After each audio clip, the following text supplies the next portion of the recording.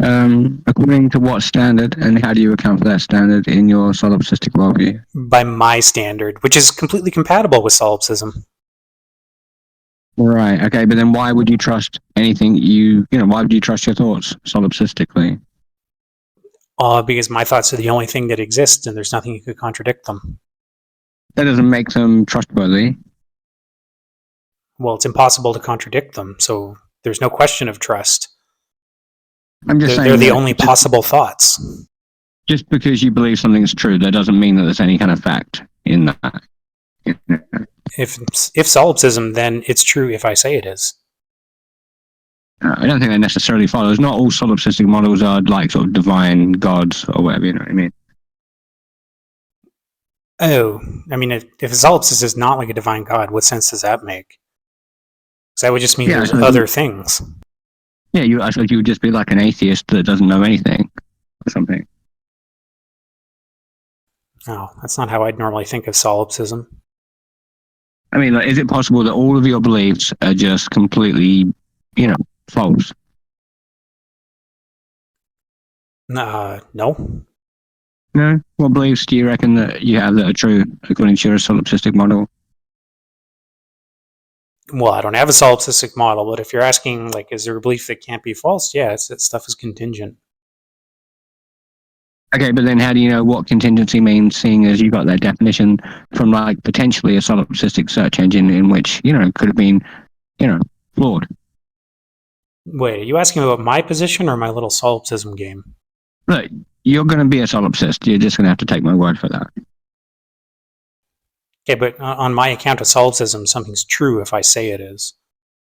Yeah, but just because you say that, it doesn't mean that it's true. On solipsism, it would be true. Okay, what's the argument for that?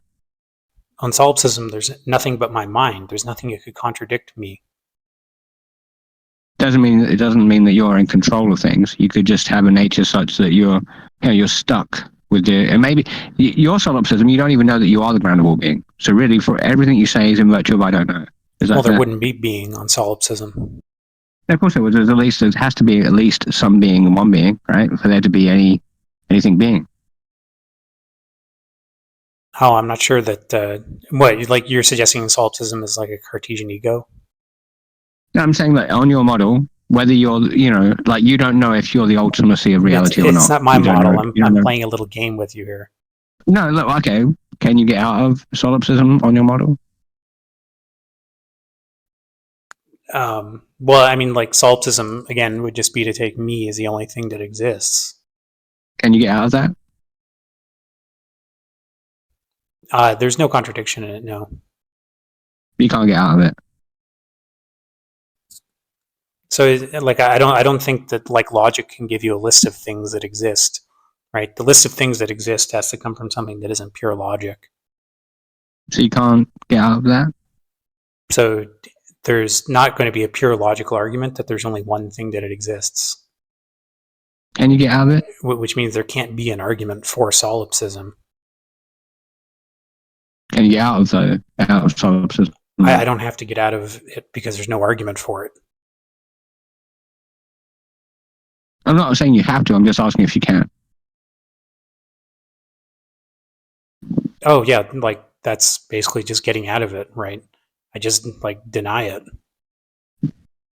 How does that get you out of it, though, if you just deny it? Because there's no argument for it. If there's no argument for it, right, then I have no obligation to believe it. No, but I'm not saying you're obliged to believe it. I'm just asking you if you can get out of it. What would getting out of it mean? Refuting it? Yeah, sort of showing how you can, literally get out of the position. But I'm not in the position to get out of it. How do you know that you're not the only thing that ever existed and ever will exist? Amen. Because there's no argument for it. No, that doesn't follow. Even if that was true, it wouldn't follow that therefore you're not the only thing that existed. Yeah, I don't think I need to give a refutation of entirely optional positions to reject them. Right, but can you get out of that position? I'm not in it. I'm not asking. I'm just asking if you can get out. I can't get out of something I'm not in. I can't get out of a car right now because I'm not in a car. How do you know that you're not in a solipsistic, nihilistic, hard deterministic world where we used to be fish and don't know anything? I'm not in a position where I have to get out of that problem. I'm just asking you how you know that you're not the only mind that ever existed and ever will exist. Well, if I was, then whatever I say goes, and I say I'm not. Yeah. So, contradiction. Wait, how do you know that the things that you say are true? Because if I'm the only thing that exists, there's nothing that can contradict me. How do you know you're the only thing? Because if I wasn't, then it wouldn't be solipsism. So you are a solipsist then? And how does that follow from what I just said? Well, okay, then you're not a solipsist. Either you are or you're not. No, I'm not. Okay, then you don't know anything. I'm not a solipsist, therefore I don't know anything? How does that follow? Okay, so as a non-solipsist, how do you know anything to be true infallibly and emphatically? Infallibly and emphatically? Yeah. Well, I don't know about the emphatic part, but I'd say it's absolutely true that everything that exists is logically contingent. How do you know that? Because I'm a limited being, and How do you know that? How do you know that? because I can't imagine a square circle. I can't imagine a cup from all even if sides that at was once. true, there's no inference rule there.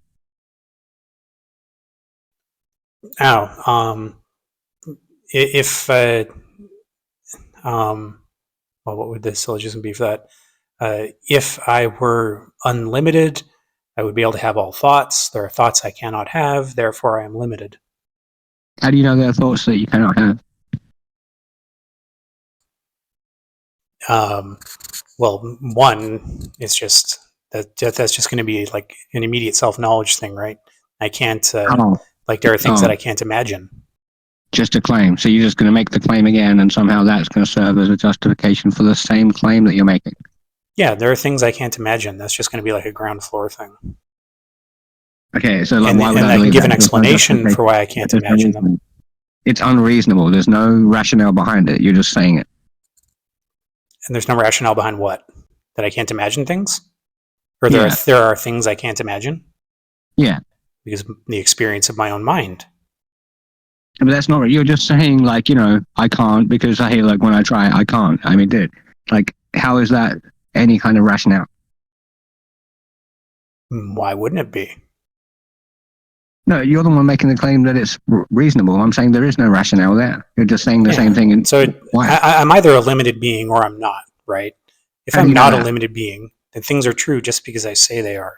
Right. If I am a limited being, then there are limits to my thought. How do you know that dichotomy is a part of the way things are? I don't understand that question. How do you, when you invoke a dichotomy, how do you know that the states of affairs are such that they provide for dichotomous, conclusions? Limited or not? Have you concluded that states of affairs entertain dichotomies? But it's not a state of affairs I'm talking about. It's two exhaustive logical possibilities. How is that not a state of affairs? Because it's not a description of the world. Okay, well then, so it doesn't map to reality then, and I can just dismiss it. It's not a description of the world, right? It's just two exhaustive possibilities. Okay, are they binding on this conversation? I don't know what binding would mean there. I mean, is the dichotomy dichotomous in the here and now?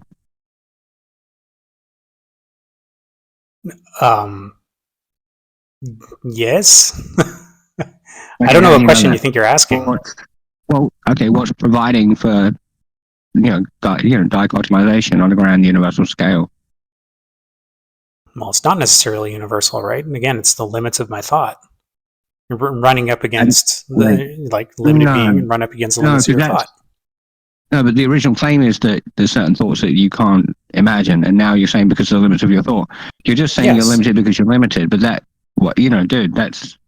Well, the alternative is that I'm unlimited, and what I say is true because I say it. Okay, how do you know that's not the case? That what is true because I say it? Yeah. Well, I mean, like, that's a possibility, but then I'll say it's not true. So it's just an internal contradiction in the position. How do you know that you're grounding reality in such a way that contradictions can't obtain? How do I know that I'm grounding reality in such a way that contradictions can't obtain? Well, I wouldn't necessarily be doing that. No, I'm not saying necessarily, but how do you know to any degree? Because I say I am. How do you know that?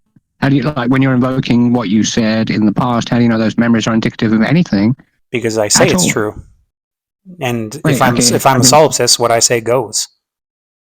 According to what standard, and how do you account for that standard? The one solipsism makes. But you don't know that you're the only thing that exists. Well, then I wouldn't be a solipsist. Well, look, I mean, it depends on what definition we're going with. Like, obviously, in some models, you are very solipsistic, even though you don't know if you are or not. So what problem are you expecting me to solve here, right? Because solipsism is that I'm the only mind, or I'm the only thing. Yeah, if I'm the only thing, then what I say goes. That's if. That's if. And you don't even know that, to be honest, because you don't know the meaning of the words that you're using have any meaning whatsoever, right? Because you could have got them from a solipsistic search engine, and you don't know that search engine is indicative of the way things are. You don't know anything. Wait, if there's a search engine, then I can't be a solipsist. You're done.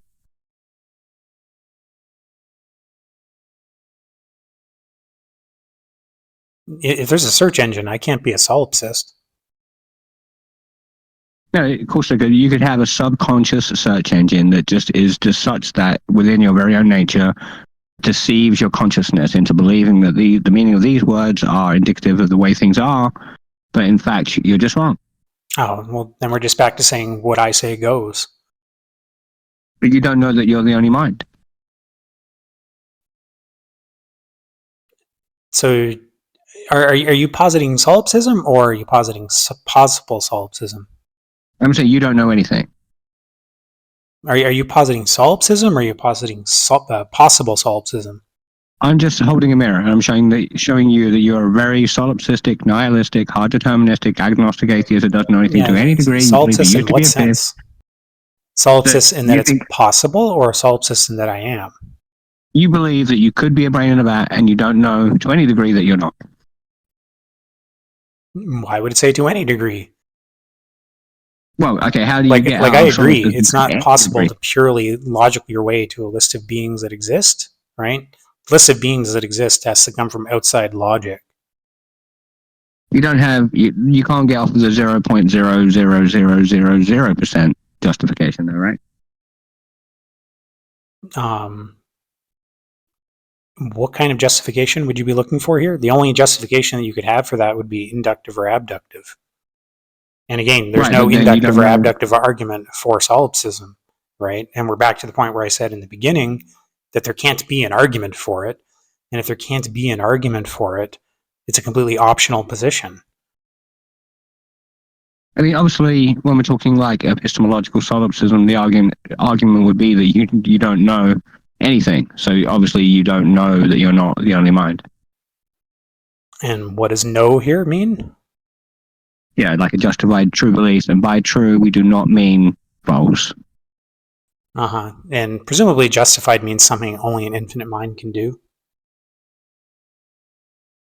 Well, no, you're going to have to appeal to that which is ultimate, absolute, and unconditionally non-dependent to ground the chain of justification without fail. Why? Because a chain of justification can either be finite or infinite. Obviously, infinite doesn't make sense because, you would never get to the grounds. Now, we can arrive at like a finite chain, but when we get to the ultimacy of our chain, that ultimate either is going to be real or not. If it's not real, then you don't really have an ultimate justification. You just have a finite chain that ends in a non-ultimate. If you're arriving at the ultimate, that would be the ground of all being, which is securing the actual chain of justification. And in that sense, you would be able to justify it on a grand scale. Wait, what's the argument that chain of justification has an endpoint? Well, it's just going to be that if you can't, how would I put this? If you cannot tell me what is grounding your justification, then you don't really have a reason. Well, reason. You have no way to kind of give me any account or anything. Well, I can give you a finite one, right? But you said that like the infinite chain of justification has a stopping point. Like, what's the argument for that? Well, it's the implications that if you don't accept that, you wouldn't be able to know anything. You could know it finitely. No, you wouldn't know what's grounding ontology and epistemology such that you could know anything. You can give finite justifications. Right, that's fine. I agree with that. Okay, but that when yeah, we but I only have come to finite knowledge. Okay, well, what is the ultimate grounds for all finite justificatory pathways? I mean, it's not a being, right? It's Prove like it. that infinite chain that infinite chain of justification is partially instantiated in limited reasoners. Wait, how do you prove there's no God? Well, like proving God, just that bare claim, like there's no argument that this ends God does not exist is true, right? You have to be able to talk about particular divine characteristics. How do you prove there's no God? I mean, you just said you can't. You have to talk about particular divine characteristics. No, but you said that it's not a being. So, like, but if that was true, then the ultimacy of reality is not God, because if he's a being, then you've ruled him out. And I just want to know how you proved emphatically and infallibly that there is no God. Wait, I said what is not a being? The ground of all being is not a being, I think, something like that. I don't think I said that. Okay, is the ground of all being a being or not? No, the ground of being wouldn't be a being. Right, okay, so what is it?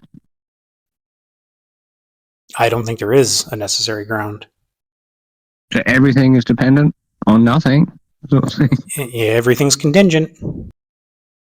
Okay, and dependent? That'd be an a posteriori question. Is either dependent or not, surely? That'd be an a posteriori question. Right, okay, either way though, it's not an a priori dependent. one. It's either dependent or not, surely. Yeah, and the answer is that's an a priori. It's an a posteriori question, right? There's no way to there's no way to logic yourself to that system of relations. No, but that's not. I'm not asking if you can logic yourself. I'm just saying it will either be X or it will not be X. And what's the it here? Just X is a placeholder for. Yeah, we experience things as being dependent, but that doesn't establish that as a rule, like a metaphysical principle. I'm not even saying would experiencing something establish it as a rule. That's not even in the question. Mm-hmm. So you asked if everything is dependent, right? Like I think that can only be an a posteriori question, and so you can only give like an answer for things that have been experienced by humans. But I'm not really asking you that. That's the answer to the question. Well, wait. Okay, what's the question again? Then just say it back to me. Is everything dependent? Right. So I mean, that's a closed question, right? It's either yes or no, surely.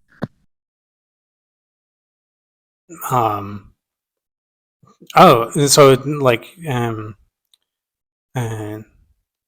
is everything dependent?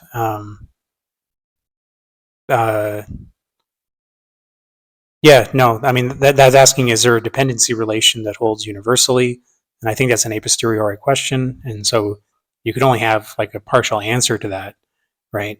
But to me, the important thing is to say that because things are logically contingent, it's entirely possible for there to be things that did not come into existence based on any dependency relation. So is that a yes or a no, though? It's not a yes or no question. Okay, like is a closed question a question that requires a yes or no? Yeah, that's like asking me if every swan is white. All the swans I've seen are white. Like, I'll totally grant that. Is everything dependent? Everything Look, I've seen is dependent on something. Is a yes or no question a yes or no question? It's not a yes or no question. Is yes distinct from no? Uh-huh. Okay, great. Is a yes or no question distinct from a non-yes or no question? Yeah, but I'm saying the answer is a posteriori. And you can't give a yes or no answer. You can't give yes or no answer to a posteriori questions. But the question isn't, is it a posteriori? Posteriori is the question is, are all things dependent or not? So like ultimately dependent on one being? No. So they're dependent on two beings or something? No. An ultimate dependence? No. On anything. Like everything ultimately depends on nothing then? No, I just don't think there's a dependency relation. Okay, so nothing has dependency. I just don't think there's an ultimate dependency relation. Okay, all non-ultimate dependency relations are dependent on nothing. To say they're dependent on nothing would be a dependency relation. No, I'm saying they're not dependent on anything then. When you use the phrase dependent on, you're talking about a dependency relation. I'm saying they lack dependency. The full set of all dependency relations do not have actually an ultimate non-dependent grounding, right? That's what we're saying. Yeah, okay. Lacks dependency, sure. Yeah, so dependency basically, the full set of like dependents do not lack an independent. They just somehow they're just dependent basically.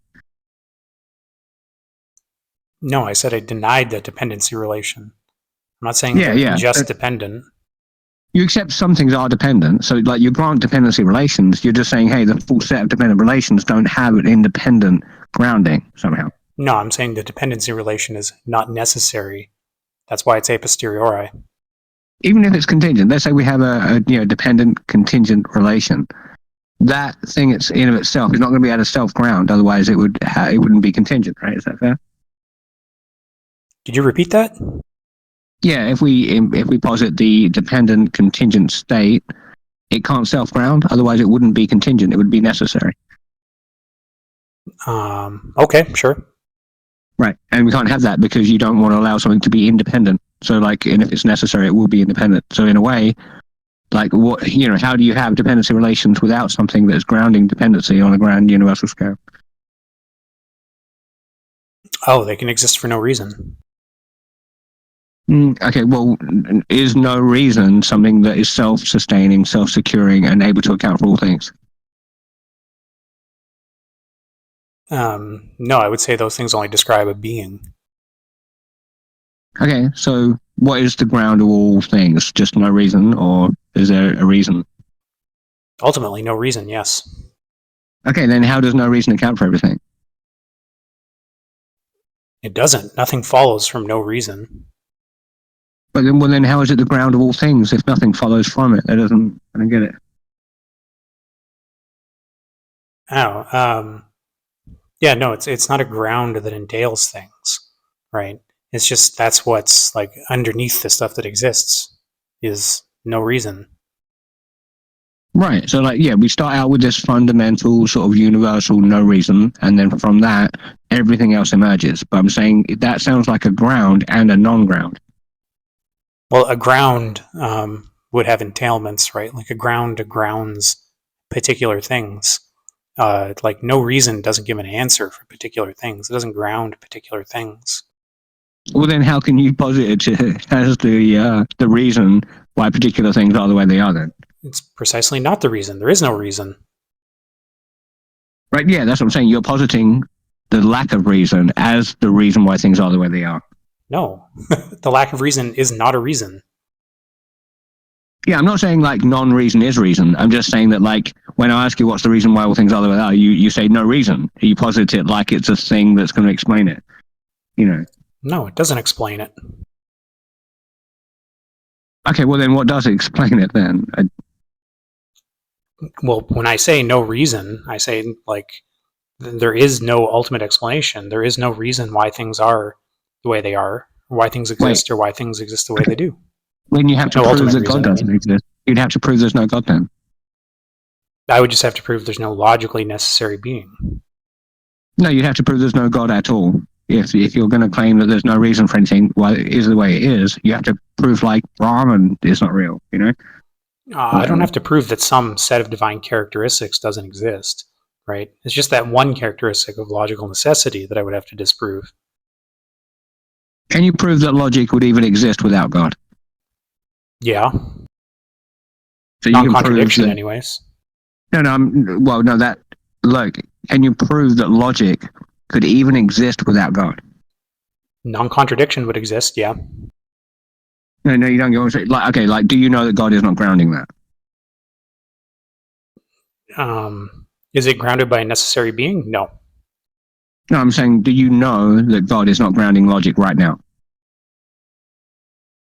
Well, I mean, like again, God is a word for a bundle for different bundles of divine characteristics, right? But it's only the one divine characteristic here that matters, which would be logical necessity.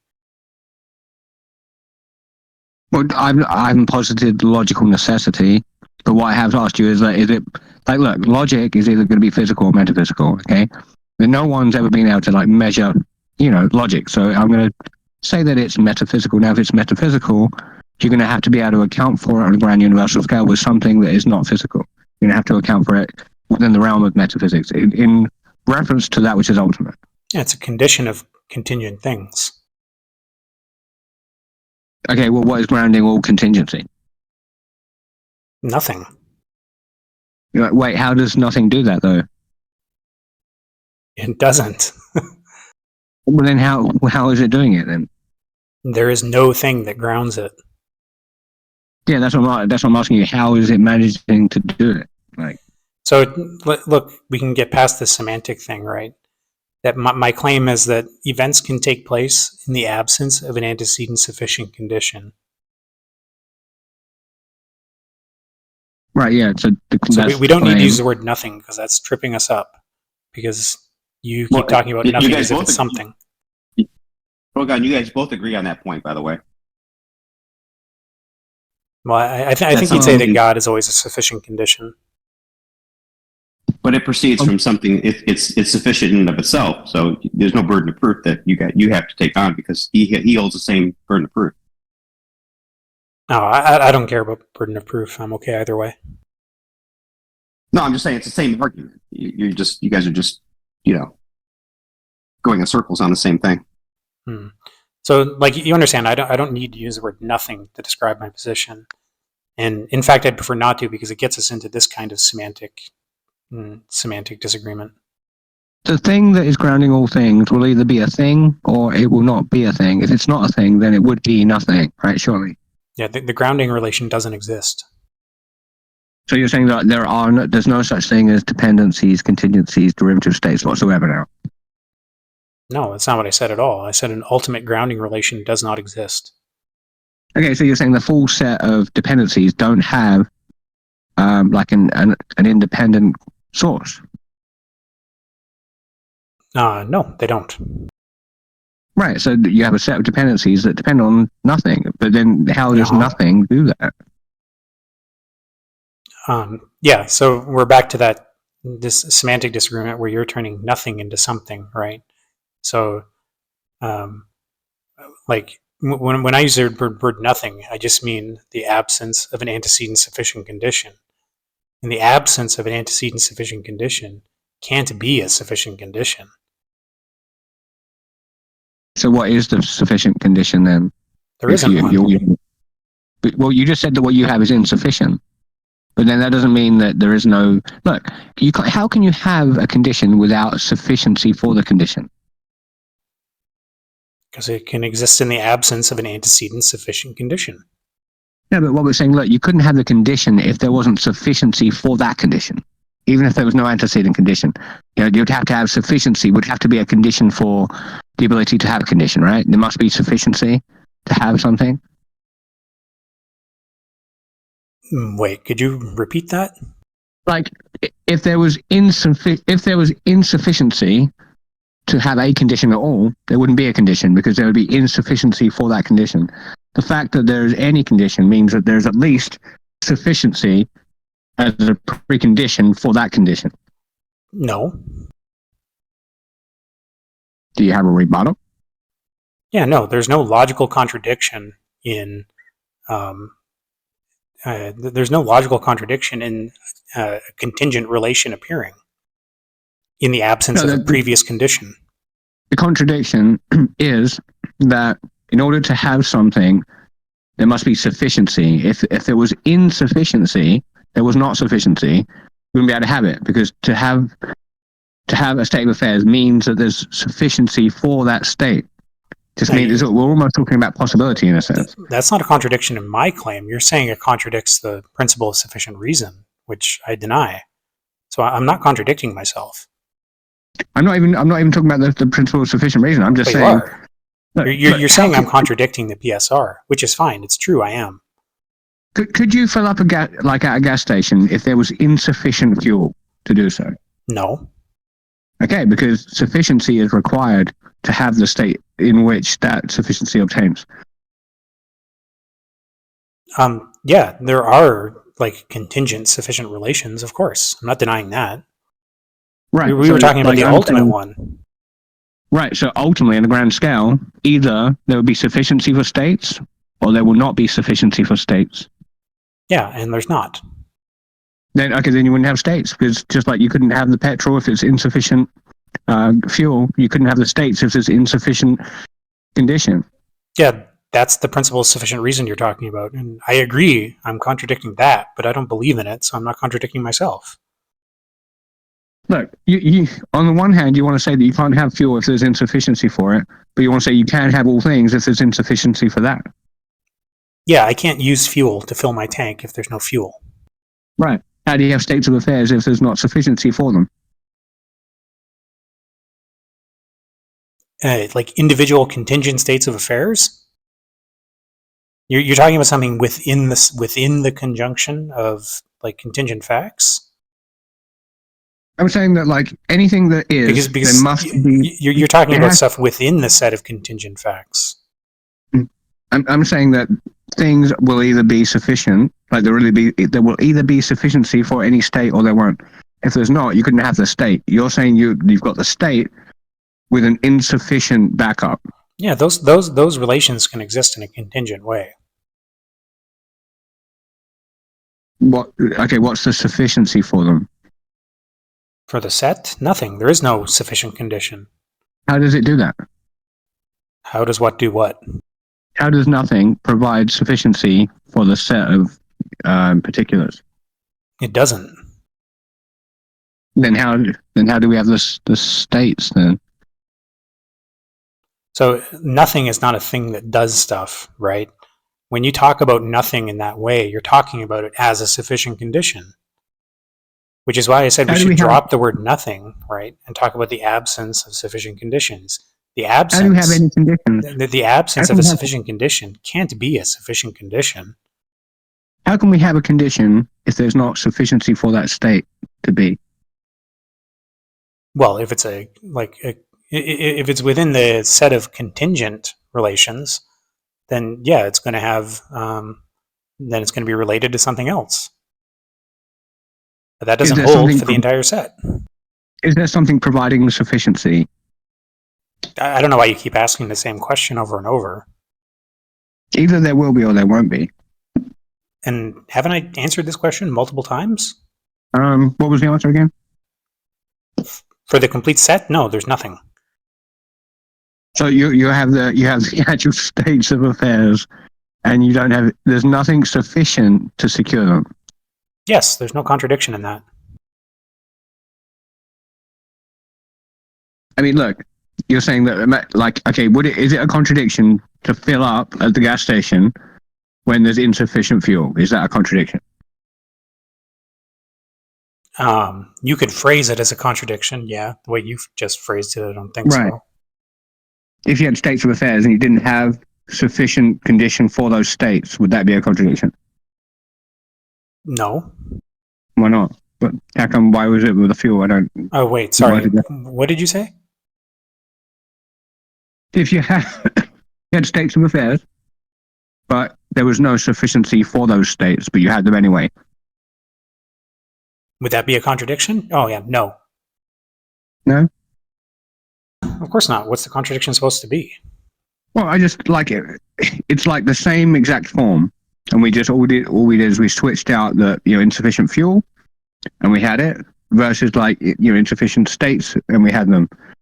I don't see why you're picking on one and not the other. But wait, being able to fill your car with fuel when the gas station is empty is not a contradiction. It's physically impossible. If you do it, then somehow you're claiming a contradiction happened. If I did that, I'm claiming a contradiction would happen? No. Yeah. Like if I filled up at a gas station with no fuel, I'm claiming that reality is such that it doesn't follow any like laws of logic. It's just completely nonsense. No. What's the contradiction? That there was no fuel and we filled up. So like there was and there wasn't fuel.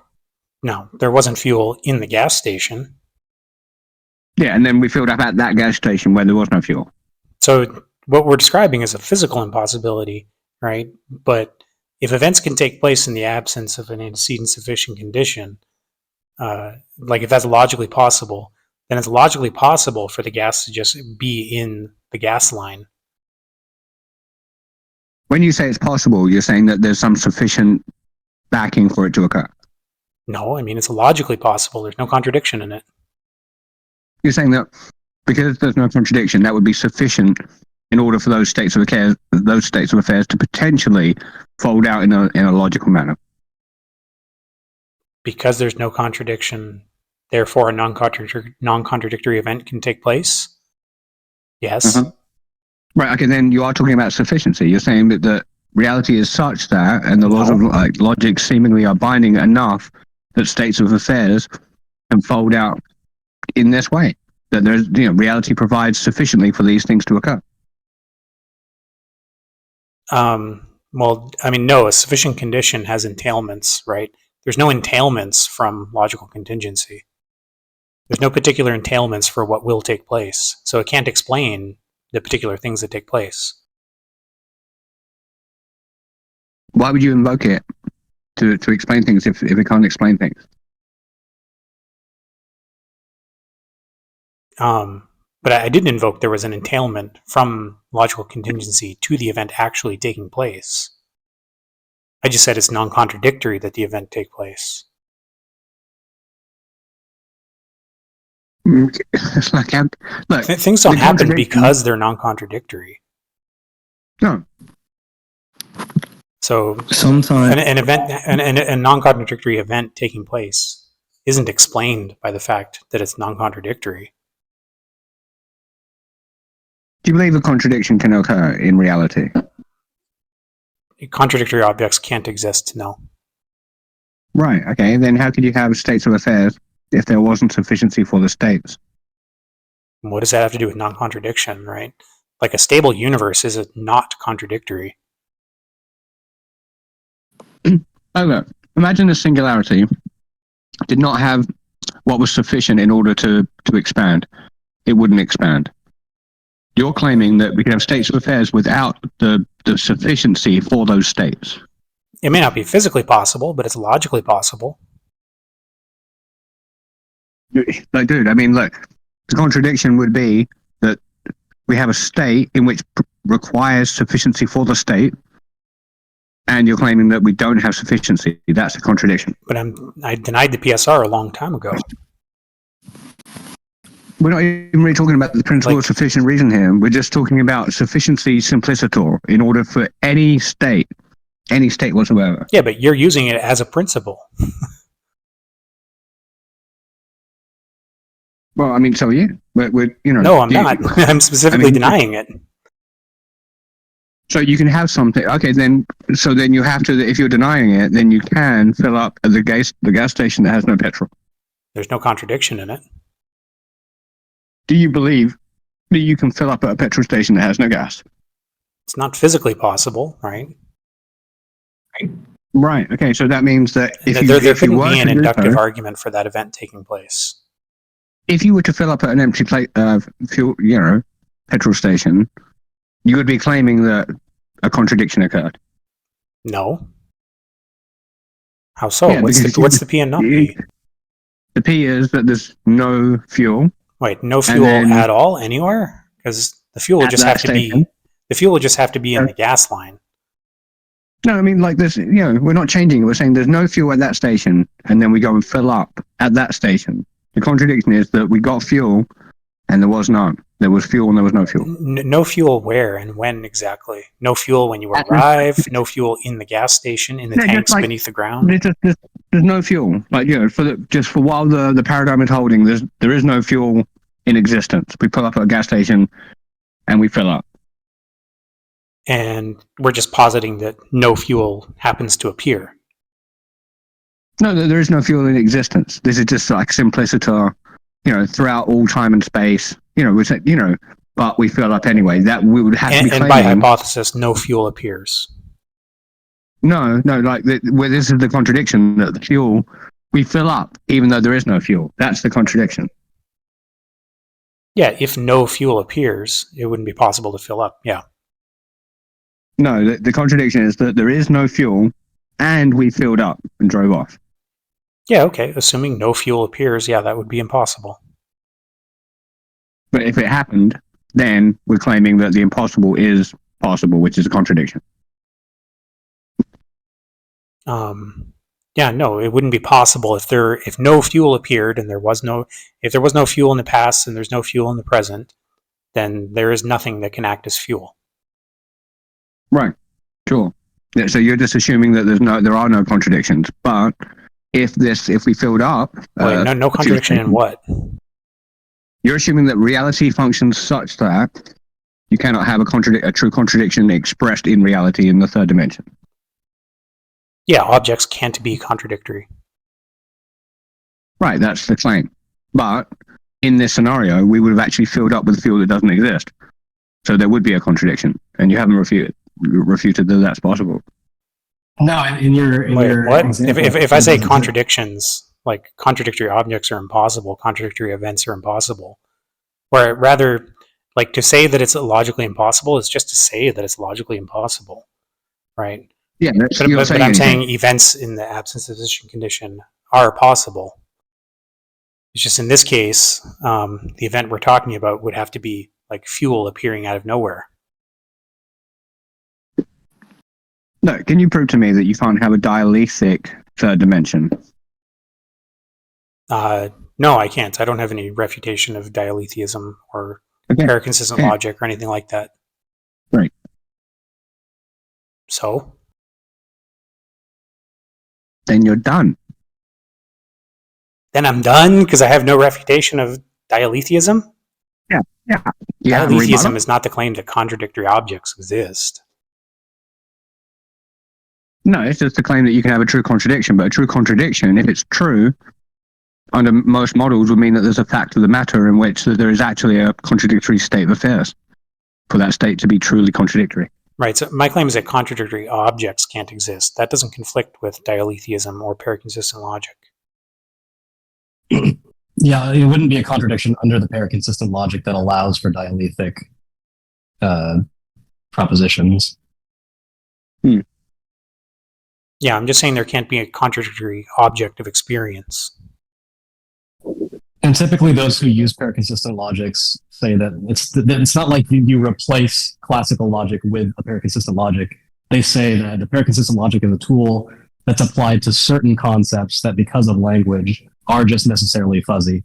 like the division between like when and when something doesn't become a heap or something like that. A common example. And how is that distinct from a state of affairs? I don't know if that has any bearing on this. I'm just trying to. This is just a meta comment on like what people get confusion about, like dialetheism and paraconsistent logic. They think that like it's somehow replacing classical logic. But he was saying that I was saying like he was calling a state, and he said no objects. Is there a distinction or something? So what's the distinction between? Well, I think it seemed like their like confusion was mostly between like switching between logical impossibility and then like gnomic impossibility. I was asking discernible. Oh, like what's the relevant distinction?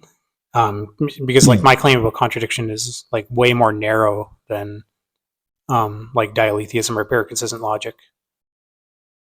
Like how so? Like you're saying a physical object versus a state of affairs of physical object? Like, it just didn't seem like there was a real distinction between what Yao was saying and what you were saying, or I didn't understand those things. Oh, all I mean, it's not possible to experience a contradictory object, right? That just can't appear to us.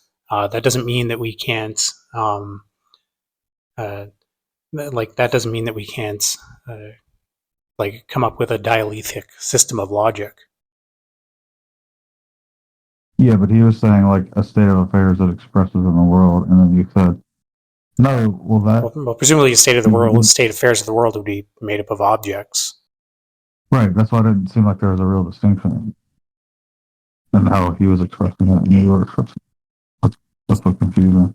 Oh, well, maybe he and I were talking about something similar then. I don't know. Remember, you're a solipsist and a nihilist and hard determinist. I'm not in that camp. But it's true, there can't be gas and no gas at the same time and in the same way. That's your claim. Okay, like, just because you've seen a cup is a cup and a toothbrush is a toothbrush, it doesn't necessarily mean that that's universally binding within your paradigm, okay? Well, it seems like you've been saying there doesn't need to be a sufficient reason, but then you're evoking like the law of non-contradiction as a sufficient reason for things that can obtain or not. No, like I don't think the law of non-contradiction is a. I think like the non-existence of contradictory objects would be an entailment of denying logical necessity. Huh? Like if everything's logically contingent, right, then it's possible for them to become what they're not. In order for them to become what they're not, they can't already be what they're not. Yeah, I'm saying, isn't that principle like it's like you're saying there doesn't have to be any. You said there's no reason for things that can exist ultimately, but isn't that the reason? At least it has to follow that principle. It's dependent upon that it not violate this law of non-contradiction. What shouldn't violate non-contradiction? You kept saying like there's no ultimate dependency state for the things that are or not or whatever. But then it sounded like you kept arguing that all the time that things that can be are dependent upon them not violating this principle. It's like, wouldn't that be the ultimate reason in your system? Sounds like.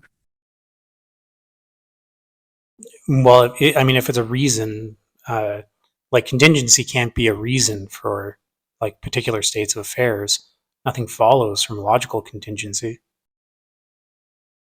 Right. So that's what I'm saying. It sounds like you keep appealing to that as this ultimate principle, but you're saying there is no ultimate principle for what can or can't be. Right? This was confusing me about it. Oh yeah. So I think maybe you like ran together like an ultimate explanation for why things are the way they are. Like that's what I'm denying, that there's an ultimate explanation for it. I'm saying like all contingent things, are they contingent upon this law, the law of logic? No, they're not dependent on it.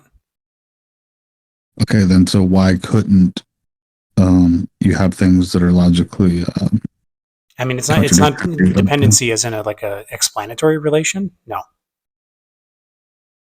What do you mean then? Like, I mean, non-contradiction doesn't explain why particular things exist. Which explains why particular things don't exist, which would implicitly Yeah. explain why particular things do exist to some degree. No. I mean, just No. because something is non-contradictory doesn't mean it's going to exist, right? Well, yeah, that in the law of identity, like it literally is, a thing is what it is. Yeah, but that doesn't explain why the thing exists. Right, but we're asking is this like a necessary condition for what can and can't exist, right? So at least that got some sort of relation, right? Yeah, it's a condition of what's logically possible. And it's a Right, condition right. of So isn't contingent that- things existing. Right. And so that would be like a necessary, whatever that is, whatever that principle is, it's necessary for these other things. These other things are contingent upon that, whatever that principle is about reality, right? I think the phrase contingent upon is just to say explained by, isn't it? No. It's not contingent. Right, To it's say one thing similar. is contingent on another is not an explanatory relation. Well, I'm talking about ontologically, and you seem to be talking about like epistemology, about explain to what explanation. I'm talking about ontologically.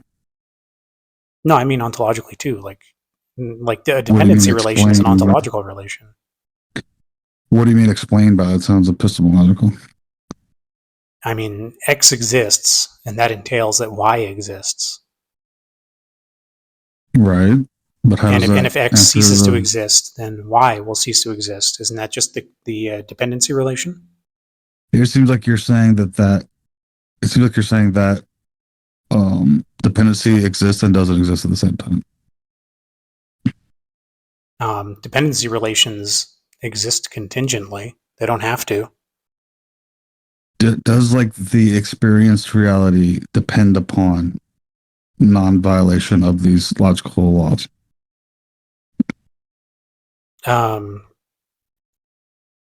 Well, our experience, anyways. Yeah. Right, right. But I thought earlier you were saying there wasn't any like ultimate grounding for anything or reason behind what can or couldn't be or something. Yeah. That doesn't mean there's not local reasons and local conditions. What does it mean? The laws of logic are local? As an epistemic function, yeah. Like Well, just I considered don't purely know what that means. epistemically, yeah. Well, how'd you come to that conclusion? I don't even understand. Well, what because that like would at first mean. class, I take non-contradiction to be like one of the limits on our thought, right? You can't imagine like a square circle as an object of experience. I know you can do geometry to make a square circle, but you can't picture Well, in your head an object that could you- has 4 corners and 0 corners at the same time and in the same way. Yeah, right. But I'm trying to ask, just explain what that means that the laws of logic are local. Like physically, they have a location? Oh, I mean, that's like when we talk about them as limits on experience, that doesn't mean there can't be stuff outside our experience, right? That would be I'm talking like about constitutively independently from unknowable to experience. us. You're losing me. I don't know what you're trying to say. So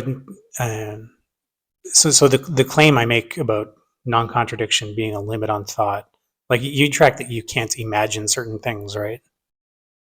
Well, that's like so we don't confuse ontology and epistemology. Let's speak about it independent of human minds or whatever. Like we're talking about the world simpliciter without mixing epistemology into it.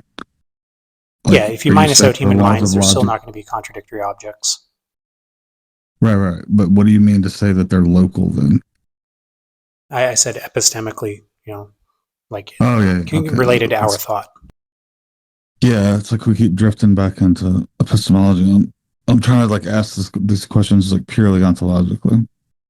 Like, isn't the reality, independent of our minds or whatever? Yeah. Is there any kind of ultimate necessary conditions to what objects can or can't be or can or cannot do? Well, so Like the answer to that question would just be what follows from their contingent status. And non-contradiction is one of the things that follows from their status as contingent. Why? Because to be contingent just means it's possible to become what you're not. And Yeah. if you already are what you're not, you can't become what you're not. You'd be necessary. And if they're contingent, if all things are contingent, what are they contingent upon? It wouldn't have that dependency relation. Why not? Why would they? In what sense would they be contingent? Then? You're saying they're contingent, but they're not contingent. Logically contingent. Okay, so all things are contingent upon logic. You're saying? No. I mean, Okay, logic is not the ground of existence that entails what exists. No. Okay, what are they contingent upon? Then? Ultimately, nothing. Then they wouldn't be contingent. That's the opposite of the meaning of contingent. No, I'm denying the dependency relation, and it doesn't make them. Right, but It doesn't give them they're aseity. contingent, but they're not contingent upon anything. That doesn't make sense. It's just a and not a contradiction. No, I'm just denying the things. I'm denying the things like have an ultimate reason, and I'm denying that the things that exist have aseity. Non-contingent. Are they contingent or non-contingent? They're contingent. Logically upon contingent. What does that mean? Logically contingent upon what? Logic? No. So the what? contingent upon is a dependency relation, right? I'm not talking about a dependency And relation. what is the dependency relation to? Right, I'm not talking about a dependency relation. Why are you talking about logical contingency? You'd have to cast your mind back 30 minutes in the conversation for that answer.